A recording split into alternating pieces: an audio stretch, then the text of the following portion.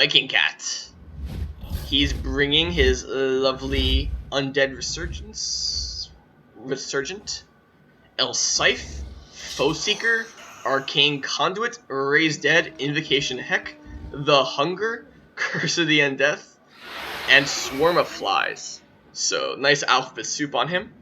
We have not one, not two, but 3 units of Crypt Horrors. We have a Necromancer, pretty naked. Do not want to see him naked, but pretty naked except for his AoE heal. We have 2 units of Cairn Wraiths, which Viking Cat loves to bring because they have lovely terror. We have 2 units of Vargeist, 2 units of Fell Bats for a nice air force. We have 1 unit of Skeleton Spear, 2 units of Skeleton Spears, 2 units of Graveguard, 2 units of Zombies, 1 unit of the Tithe, and that's it. So this is very similar to the army I saw before with him, except he swapped his Banshee for a Necromancer. On the other side of the field, Boris Todbringer of Tlaxtlan is bringing Crush the Weak for that leadership, if leadership minus stats, the extra health through Runefang, and Foe Seeker. We also have a Demigryph with Halberds. We have a Warrior Priest. That's interesting.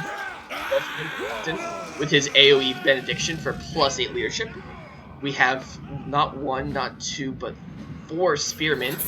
We have the Silver Bullets as well as 2 Free Company Militia, 3 Free Company Militia. Very good against vampires because they are very resistant to the damage done by the zombies. We have a Light Wizard, of course, with Foz Protection, as well as, of course, the Net of Amatok. He also has the anti-leadership to Undead. Very nice. Exorcism. Leading the way, we have 2 units of Greatswords, plus on the one flank, a unit of Tattersouls. So pretty anti-zombie army, anti-undead army. Pretty nice. Again, Boris Todbringer has to be very careful against all these flying components. We've been seeing a lot of flying assassination squads this tournament. Pretty interesting. How's my boy Soothsayer doing? He's doing pretty chill, pretty chill. He's in the semifinals right now against Viking Cat. So, we shall see. So right now, Viking Cat has the high ground, Anakin. So, it will be. Obviously, Soothsayer is going to lose valiantly and become Darth Sayer. Something. Jokes. Anyway, so it looks like Viking Cat is going to come down to him. So, Tlaxtlan has to be very careful with his guns and make sure they don't just get slaughtered and charged. However, there is no regular cavalry by the vampire counts, only aerial cavalry, which is interesting because these demigryphs should do pretty good. But they don't have a really pure target training with their vampire counts. Come the Silver Bullets, picking apart the airplanes, doing some really nice damage, of course, with the natural damage against these Ethereal units. Very brutal. There you go. Banishing these undead souls to something. So over here, he's using, again, the aerial cavalry, while these poor guys are getting just slaughtered. And their array now is less than half strength. Here comes the Crypt charging forth. Greatsword is going to try to stop them. This is going to be pretty rough. They're charging, straight through the lines. They want to get to the Silver Bullets. But, looks like the They're going to stop that charge. And up in the air, we have a nice battle between the Red Duke and Boris Todbringer. Both of them very good duelists. Both of them very strong. Here comes the main battle. Oh, look at these poor Greatswords getting thrashed by these Crypt Horrors. But he needs to reinforce them with these zombies really quickly. Otherwise, these Crypt Horrors don't get isolated. Look at this. These Crypt Horrors just getting torn to pieces, as well as the Vampire General through those Free Company Militia. But now Boris Todbringer has to get the hell out of there before those Vargeist tear him to shreds. Meanwhile, on this flank of the battle, it looks like the Empire needs to push forward a little bit more, while the Vampire is slowly flanking. But yeah, Boris just needs to get the hell out of there and let the Imperial Infantry win. Because look at this. These Greatswords, wow, these Greatswords are actually doing pretty badly. They have very low leadership. and these demis really need to get engaged in the fight. Meanwhile, it looks like the Red Duke is chilling behind enemy lines. He really needs to charge. He really needs to save those Crypt Horrors while he gets peppered by these Free Company. In the meantime, these Vargeists are going to chase down Boris. Boris needs to land right here in the middle of his troops and get some ground units to help him out. In the meantime, these Cairn Wraiths have flanked around, and they're doing some pretty nice work. The Empire infantry is scattered everywhere, and they're starting to get overwhelmed. But it looks like they have the right flank pretty well. It's just the left flank is getting torn to pieces, and these Free Company militia are getting overwhelmed. They're like zombies, but as these Cairn Wraiths and Vargeists get in here, they're in a really bad time. Oh my gosh, look at these halberds.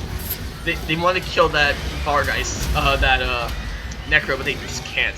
He really just needs to throw his Warrior Priest and just 1v1 him. In the meantime, this huge clusterfuck over here, it looks like Boris has landed, and as I said before, being on the ground is very useful, and the Red Duke is getting punished. He regens so much health, it's not enough. And Boris is regenning very slowly, but he's already regen 700. And Net of Ammontok goes down. That could spell death for the Red Duke. In the meantime, it looks like the vampires are slowly sweeping through the back lines. But the Empire does not care. They just want to win this fight. They want to kill that general. They don't have the troops. They're all caught. And these Vargeists, they just keep trying to dive down on Boris, but they get stuck with the net again. Oh boy, oh boy. These Crypt Horrors are surviving quite a long time as these silver bullets open fire. But it looks like the Red Duke is regenerating a lot. But net's almost up, and Boris has to get out of there because he knows they're going to be coming for him. In the meantime, it looks like this flank is not looking very pretty for the Empire. He has a couple great swords and unbreakable guys, but these skeletons are just everywhere. However, it looks like the Necromancer does go down to the might of the demis, but one can't help feel they could have been used elsewhere. In the air, Boris is fighting against the Red Duke, while the Vargeists sit idly behind. They need to go forward and kill Boris, otherwise the Red Duke's going to go down. And here they become activated. Gunfire from the silver bullets goes down. It looks like they made trade heroes. No, it does not. Boris is going to get the hell out of there, and the Vargeists are going to go punish those silver bullets for thinking they could shoot at their master. In the meantime, the Free Company militia is charging forward, trying to salvage something.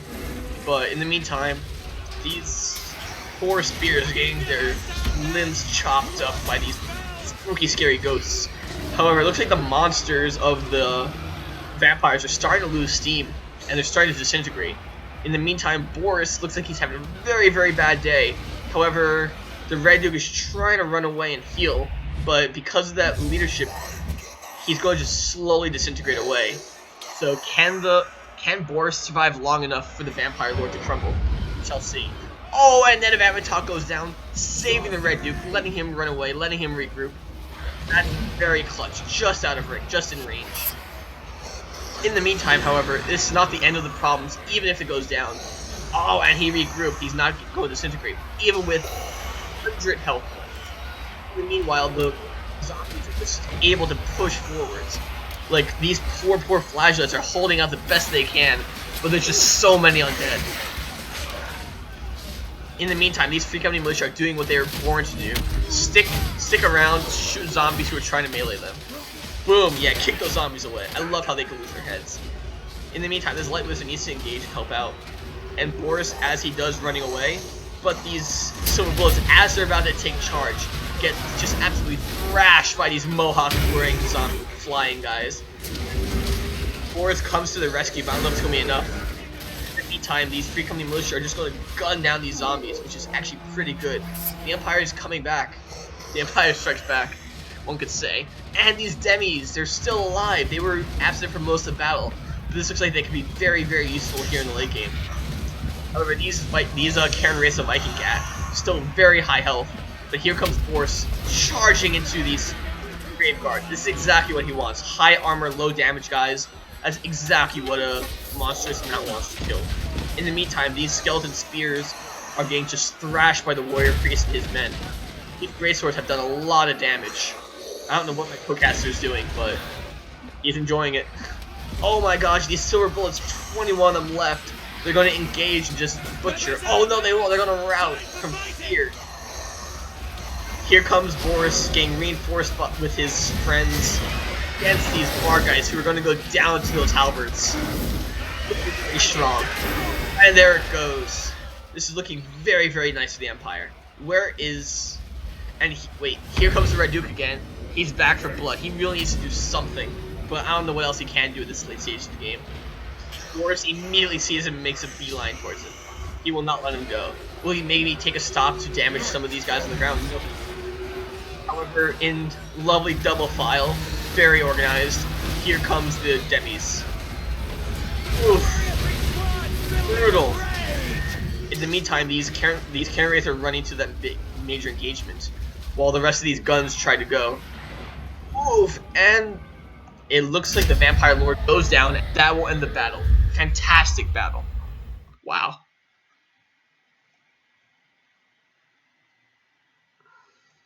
Great game. Wow. Viking Cat tried his hardest, could not do it. Could not deal with Boris. Got his own general shot up. Wow, that Warrior Priest did some serious work. And those Fate Company Militia were microed very well. Not too many, just enough to do the job. And those demis, I thought they'd be wasted not doing anything, but keeping them around to the end really helped. One cannon wraith did nothing, one got 100 kills. Look at that dichotomy. There's just so much to micro, and Tlaxtlan microed himself very well, forcing Viking Cat to micro even more than he need to as the vampires, clutching him that victory. Well played. Well played. Yeah, and those nets of Ammontok, very strong. Very strong.